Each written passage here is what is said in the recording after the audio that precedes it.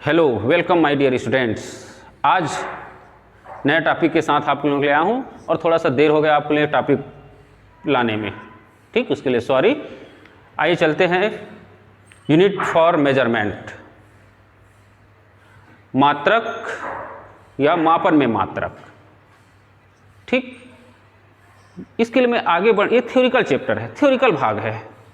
आपके 11th के physics में जो स्टार्टिंग है, वो स्टार्टिंग में हम क्या करते हैं, एक्चुअल में आपको फिजिक्स में लाते हैं। जैसे हम कहीं नए परिवेश में जाते हैं तो हम क्या करते हैं, उस नए परिवेश की तरह रहन सहन को, चाल ढाल को अपनाने का प्रयास करते हैं, तभी तो वहाँ रह पाएंगे।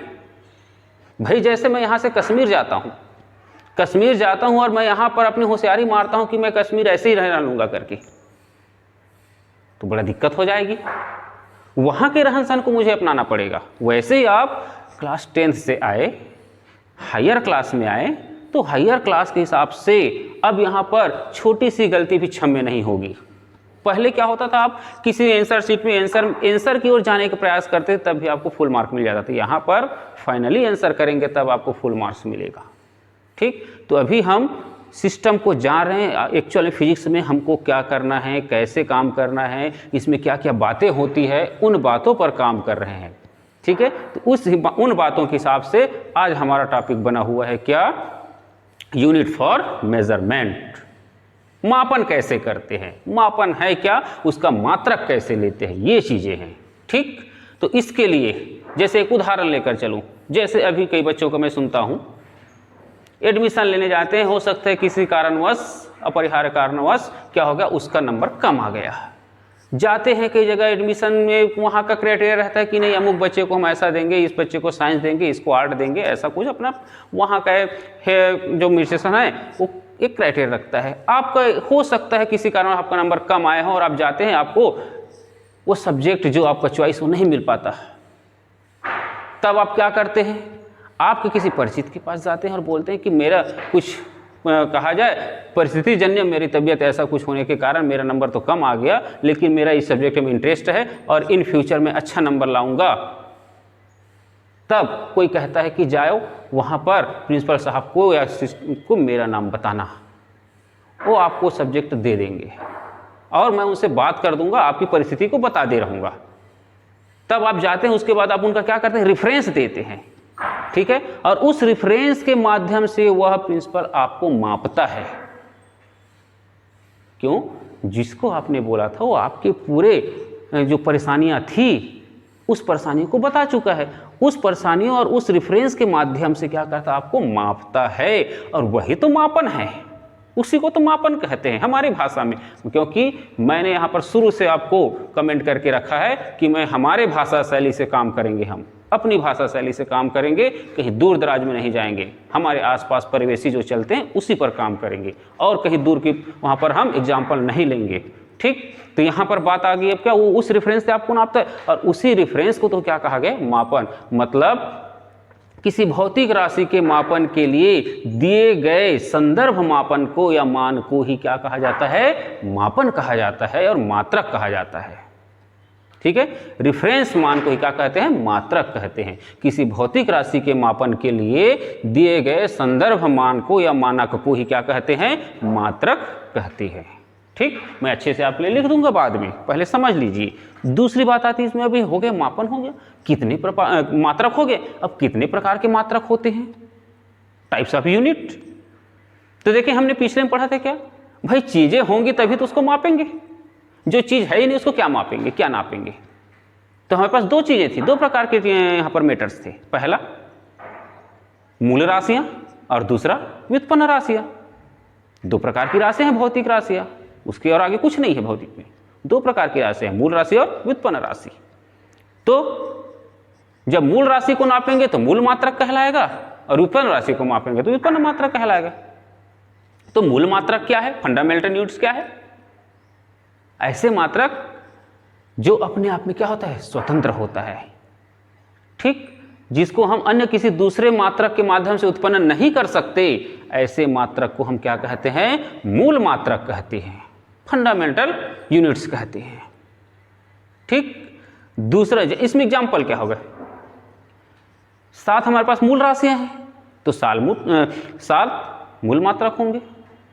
जैसे क्या था, लंबाई, द्रव्यमान, समय, तो ये 7 है, तो इन 7 के क्या होते हैं, मूल मात्रक होते हैं। लेकिन पूरे फिजिक्स में 7 होते हैं और यांत्रिकी जब भौतिकी में जाते हैं तो 3 राशियों के मात्रक को ही मूल मात्रक के रूप में स्वीकार किया गया है। इसमें से है द्रव्यमान, लंबाई और समय। यांत्रिकी भौतिकी में कहा जाए 3 मूल मात्रक हो गए। अब आती व्युत्पन्न मात्रक, तो जैसे व्युत्पन्न मात्रक राशियां हैं वैसे ही व्युत्पन्न मात्रकें हैं। व्युत्पन्न मात्रक जो मात्रक जो है मूल मात्रकों के माध्यम से क्या किया जाता है, बनाई जा सकती है, डेरिवेंट मात्रक है ये, उन मात्रक को हम क्या कहते हैं, व्युत्पन्न मात्रक कहते हैं। जैसे क्षेत्रफल का मात्रक, एमकेएस पद्धति में जाऊं तो मीटर स्क्वायर, सीजीएस पद्धति में जाऊं तो सेंटीमीटर स्क्वायर, इस तरह से। ठीक, मतलब हमारे पास 3 बातें आई। पहला मात्रक क्या है, दूसरा प्रकार, और तीसरा अब यहाँ पर आता है क्या, कैरेक्टरिस्टिक्स ऑफ यूनिट्स, मात्रकों की विशेषता। तो विशेषताओं में देखें, मैं थोड़ी थोड़ी बातों को बता दूं इसमें। विशेषताओं में मात्रक चिरस्थायी होता है। ऐसा नहीं है कि चलो 50 साल बाद हम लंबाई का मात्रक किलोग्राम बोल रहे हैं और कहा जाए लंबाई बोलता हूँ क्या, द्रव्यमान का मात्रक 50 साल तक के किलोग्राम चलाते हैं, उसके बाद 50 साल बाद चलो यार कुछ दूसरा बदल देते हैं। ऐसा नहीं है, चिरस्थायी। दूसरा मतलब क्या हो गया, मात्रक जो है स्थायित्व को धारण करता है। दूसरा सर्वमान्य है। ऐसा नहीं है कि मैं बोल रहा हूँ चल लंबाई का मात्रक मीटर ले लेता हूँ, एक बोला नहीं फुट ले लेता हूँ, एक बोला और कोई दूसरा लेते हैं। ऐसा नहीं, जो पद्धतियों में जो चल रहा है वो बिल्कुल सर्वमान्य है। सीजीएस पद्धति में आगे आएंगे, भी पद्धतियों में आएंगे, मापन की पद्धतियों में आएंगे, उस समय देखेंगे। ठीक है, मतलब यह जो सर्वमान्य है, सबको स्वीकार होनी चाहिए, तब इसको हम मात्रक के रूप में स्वीकार करते हैं। ऐसा नहीं है कि एक देश में अलग है, एक दूसरा देश में अलग है, तीसरे देश में अलग है, तब तो बड़े विडंबना हो जाएगी। एक देश का आविष्कार हमारे देश में जा पाएगा, हमारे देश का आविष्कार दूसरे देश में नहीं जा पाएगा, क्योंकि वहाँ का मात्रक का सिस्टम अलग अलग है। ठीक, तो मात्रक की विशेषताओं में क्या होगा, यह सर्वमान्य होनी चाहिए। और इसमें बहुत सारी विशेषताएं हैं जिसको मैं आपको लाइन से पूरा लिख दूंगा। ठीक, और इस तरह से हमने 3 बातें देखी मात्रक में। पहला क्या होगा, मात्रक क्या है, तो मात्रक क्या है, किसी भौतिक राशि के मापन के लिए, मैं समरी के रूप में थोड़ा सा ले रहा हूँ, किसी भौतिक राशि के मापन के लिए दिए गए निर्देश मान या संदर्भ मान को हम क्या कहते हैं, मात्रक कहते हैं। 2 प्रकार के मात्रक होते हैं, मूल मात्रक और व्युत्पन्न मात्रक। मूल मात्रक जिसको हम उत्पन्न नहीं कर सकते, जो स्वतंत्र होते हैं, ऐसे मात्रक को हम क्या कहते हैं, मूल मात्रक कहते हैं। यह 7 प्रकार के होते हैं, 7 मूल राशियों के हिसाब से। और उसके बाद क्या है, व्युत्पन्न मात्रक है। तो व्युत्पन्न राशियाँ जितने भौतिक राशियाँ हैं उनके हिसाब से मात्रक भी बहुत सारे होंगे। तो ऐसे मात्रक जिनको हम क्या कर सकते हैं, मूल मात्रकों से उत्पन्न कर सकते हैं, उन मात्रकों को हम क्या कहते हैं, व्युत्पन्न मात्रक कहते हैं। उसके बाद है कैरेक्टरिस्टिक्स ऑफ यूनिट्स। इसमें मैंने बता दिया कि आपको विशेषताएं बताया मैंने, इसमें बहुत सारे विशेषताएं हैं। और चिरस्थायी होता है, यह सर्वमान्य होता है, यह परिवर्तनशील नहीं होता है, और सभी जगह एक समान होते हैं, ऐसे इसकी विशेषता है। तो पूरा सिस्टम को मैं आपके लिए लिख देता हूं, उसके बाद आगे इस पर काम करेंगे। चले ये मैंने आपके नोट्स के लिए कंप्लीट कर दिया है मैंने बिल्कुल। मात्रक क्या है, प्रकार, और हो गए 2 प्रकार, और इसकी विशेषताएं। ठीक, और इस तरह से हम किसी भी भौतिक राशि के लिए मात्रक निर्धारित करते हैं। क्लियर यहाँ पर। अब इन सब के बाद हम देखेंगे मापन की पद्धतियाँ। ठीक, मापन की पद्धतियाँ मैं आपको नेक्स्ट क्लास में प्रोवाइड करूँगा।